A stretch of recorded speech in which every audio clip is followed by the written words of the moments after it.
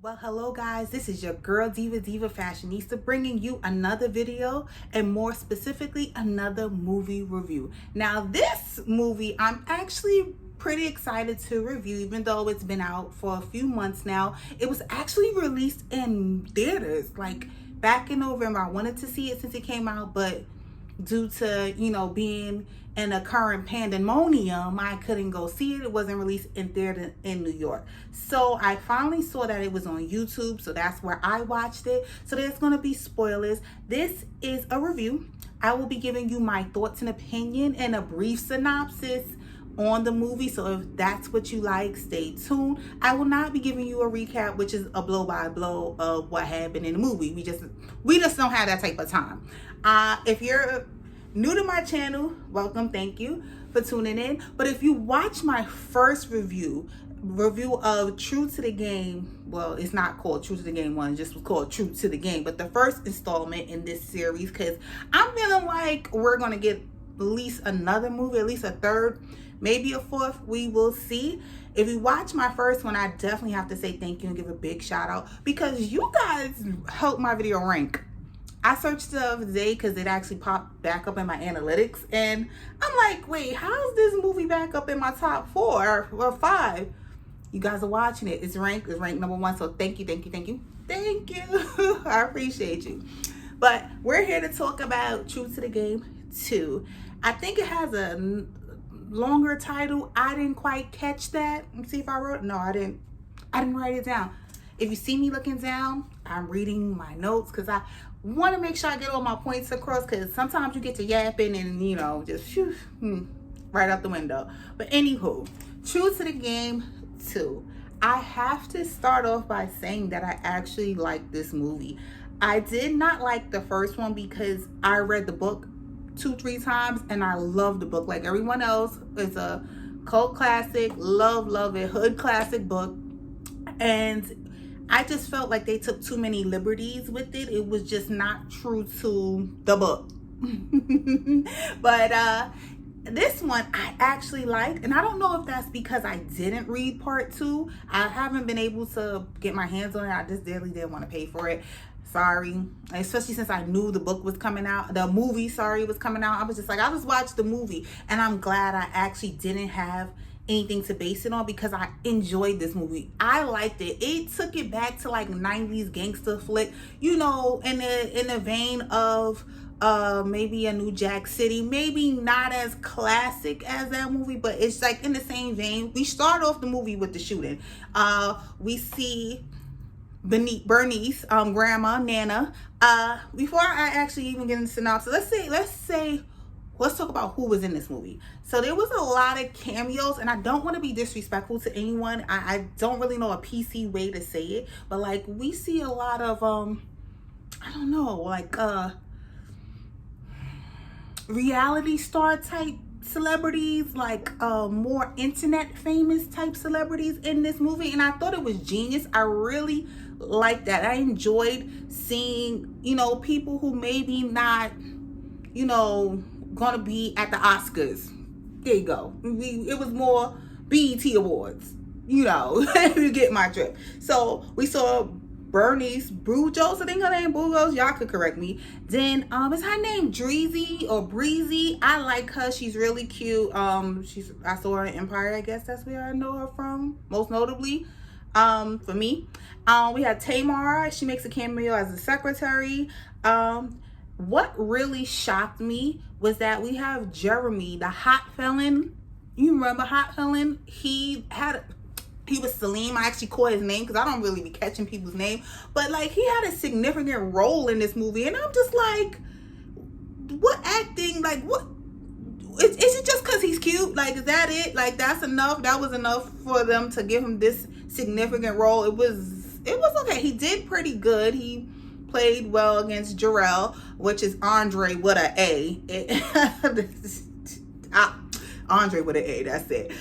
We got Little Mama. Of course, she's a really good actress in my opinion. We saw Juju flexing her bilingual skills.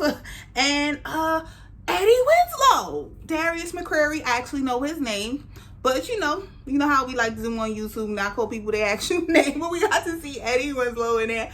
I enjoyed that. And then people I'm not too familiar with, I believe Rotimi was in there. I saw that when I was like researching the movie. And I totally missed Walker, but I'm guessing he was a guy shooting in the beginning. Yes. So True to the Game 2 picks up where we left off. Is after Quardier's death. What's going on in the city? Jarrell done took over. He took over as the top guy, which is all he really wanted.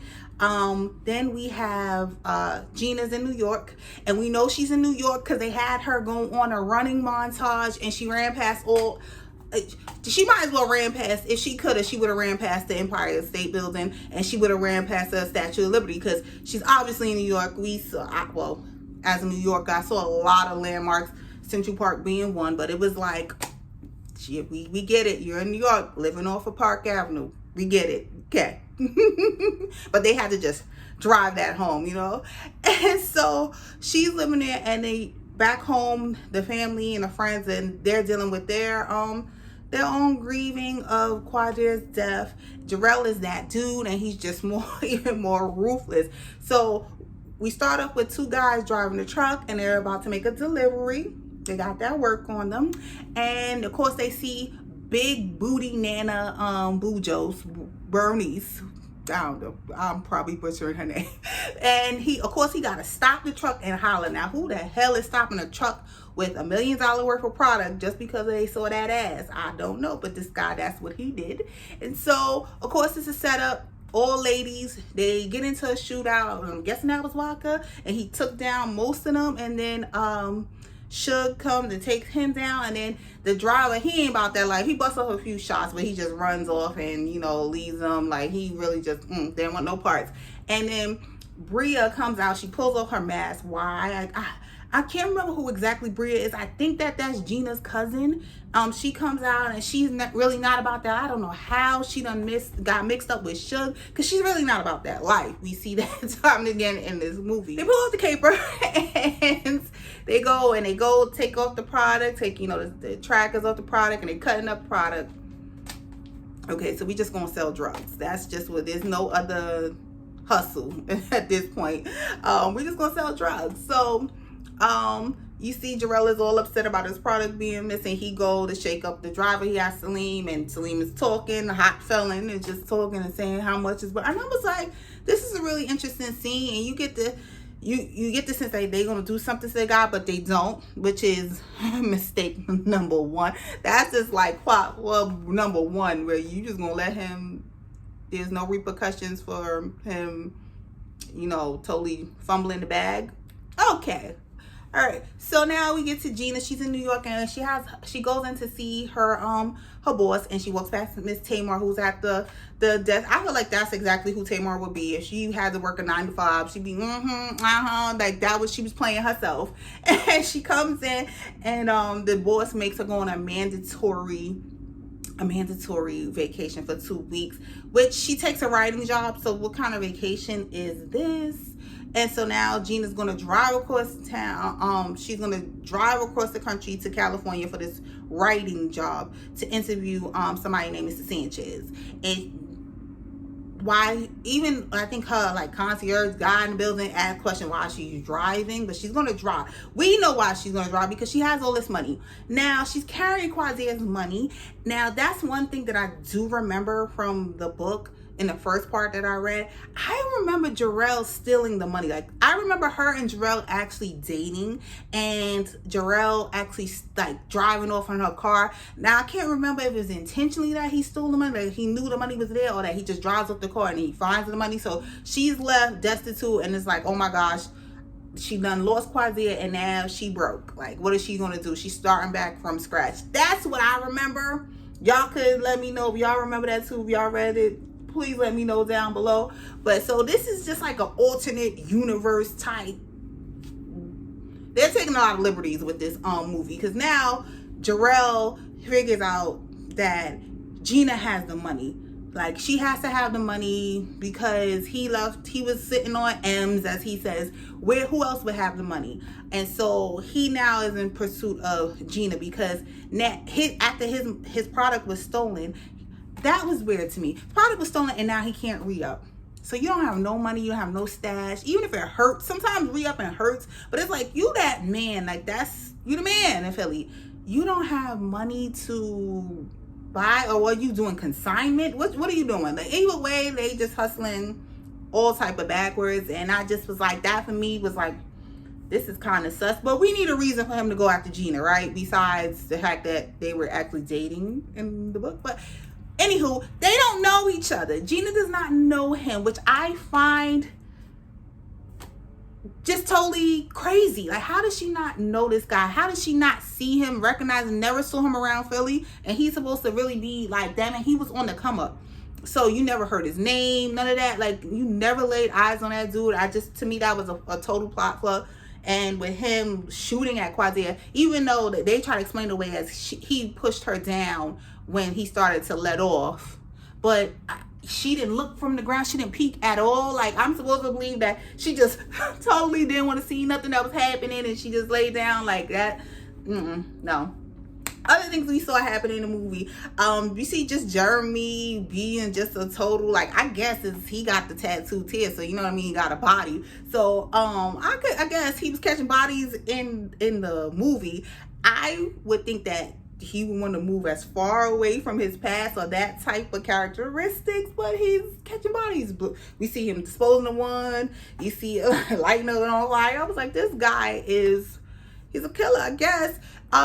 Another thing in the movie that I just felt like, oh my gosh, because besides Hot Felon getting all this time on screen time, we see him have a three-way. Like, almost every scene we see him with a different chick. And so, and he's not even that dude. He's a man next to the dude. And we see him having this menage, and I was like, is this necessary? There was a lot of nudity. There was a scene where Jarrell was messing with this chick. Another plot flaw, right? The chick calls Gina's job to try to get information on her, and Tamar actually gives it out.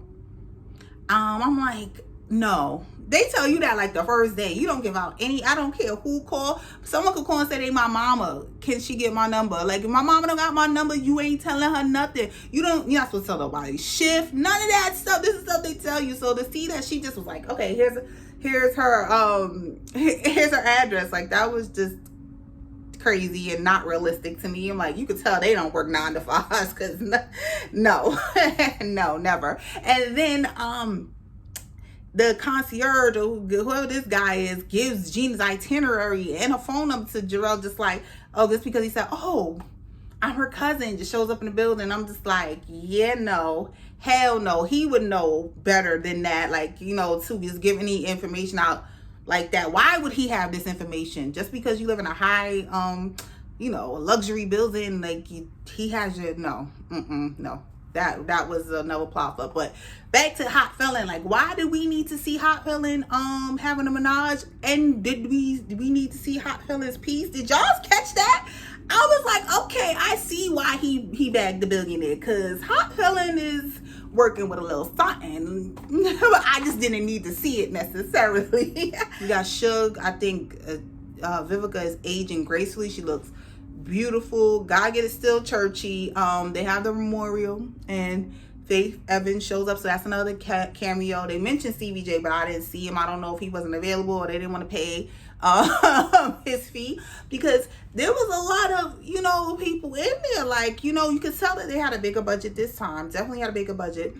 And what they also did well was that even though Gina is, her name was something Steeples, I believe. I didn't quite catch her name. Even though I didn't feel like she embodied Gina, the ghetto princess, I was more accepting of her as Gina in this movie. And I think that they did a little bit with her look, you know, because the hair was better for me. Instead of the little short bob, this hair was more believable. Like, it was in fashion. The bob is more in fashion. It's more believable. Like, yeah, Gina will wear her hair like that.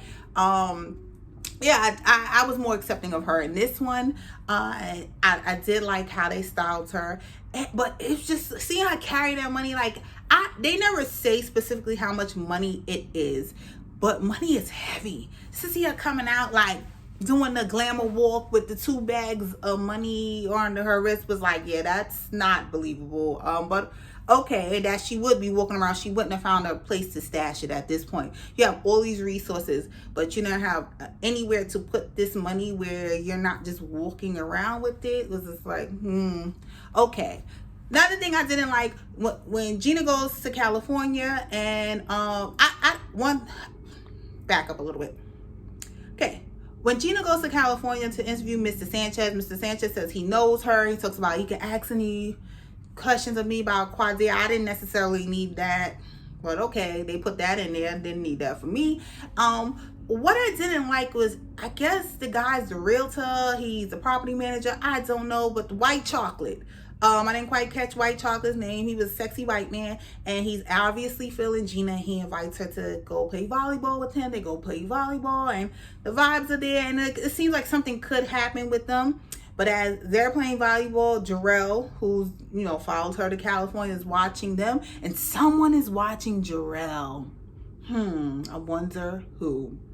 It was very obvious to me. Never believed that he was dead, so that was obvious to me. When Jarrell comes up to press White Chocolate, he's like standing his ground. He doesn't go out like a punk. He's trying to defend her, and I was like, that is not realistic. For me, that wasn't realistic. You don't even know this girl. You never even sniffed the panties. You don't even know if you got a chance to sniff the panties, and you're just gonna defend yourself and be like, nah, I don't know who you are. No, you're not gonna tell me. Nah. White Chocolate should have fell all the way back and let Jarrell have that, because then Jarrell proceeds to beat him as an intel pulp. Jarrell is just a psychopath. He done choked up some innocent man earlier in the movie. I liked his outfit with the little zebra print. And he says, oh, now you're gonna be famous. Some of the stuff that they were saying in this movie was quite corny. The one, I don't know what year this is supposed to be, but the one, saying one at the end of the hot feeling, one. Okay, one. Like, I rolled my eyes at that. Who says that now? What year is this? If they're saying one, Jarrell says something like, let's see if Quadia's ghost comes back to protect her. Did we need that line? Was that supposed to be foreshadowing? I don't know. That was quite corny to me as well. Even though I'm bashing it, I'm dragging it just a little bit, I do have to say I still really enjoyed the movie. I think it moved pretty well. Oh, Jarrell popping up. Now, Gina, come on, girl. Gina wasn't that green. She was a little naive, but she wasn't that green. Whereas Jarrell popped up at the gas station, and then he pops up again. Like, what's the odds of that? You're in the city, like, you don't realize that this person is following you and this is intentional. Like, that was just like, I would have been suspicious. I would have not given this dude a chance. Like, just having to pop up to save me at the gas station, and you pop up again while I'm getting some food. Like, that was just kind of, you're being stalked, sis. Don't mess with this dude. So only other thing to mention is like Bria, the cousin. Bria with her boyfriend. Bria's just some greedy girl. She greedy. She just want to eat, hang out, use the boy for sex. This dude, hot fella, snatches him up, and he's going to use him to like blackmail, try to set her up, because now he's figuring out through the help of dude that was driving the truck that this is the girl that done stole the product. She's supposed to be selling product with Suge and Lil Mama. Okay. That was, again, I didn't read the second book, so I don't know if none of this happened. Please let me know if this happened in the book, or this is just, again, them just taking their liberties. But I didn't believe that. Bria is soft as baby pool. Like, it's no gangster in her. Like, no. So, if you don't mind me reading what I wrote, because I can sum the ending of this movie up fairly quickly. Jarrell and Gina are having a date. Hot Felon figures out that Little Mama's friend stole the product, and he goes to kill her, and Little Mama pulls a gun and shoots him. Doesn't quite kill him. She runs away. There's way too much violence in this movie towards women for me. Because he's roughing her up, and then he's like, oh, I'm gonna hit that one more time, and that's how she gets the gun. But yeah, it was way too much violence, because meanwhile across town, the boyfriend is trying to stick Bria with some type of needle. She's hiding from him, and of course she calls Suge, and Suge shows up to like save the day, and She knocks dude out, but didn't quite knock him out. She's able to get her outside the club, but then once they're outside the club, he comes and he's beating her up. And meanwhile, Bria standing there watching this. It's two of y'all. It's two of y'all. I'm gonna need you to trip him. I'm gonna need you to throw your shoes. Do something. Like, you're just gonna stand there and just let him beat the lady that came to save you. Didn't like that.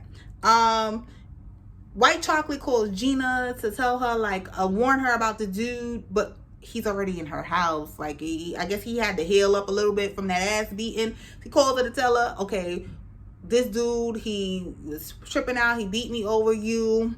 Jarrell figures out, like, okay, I guess I gotta go finish that off. So he knocks Gina out, getting too much violence towards women. Jarrell bashes Gina in the back of the head with the vase of roses that he brought her, because at some point she told him that red roses was her favorite, so he bought her some.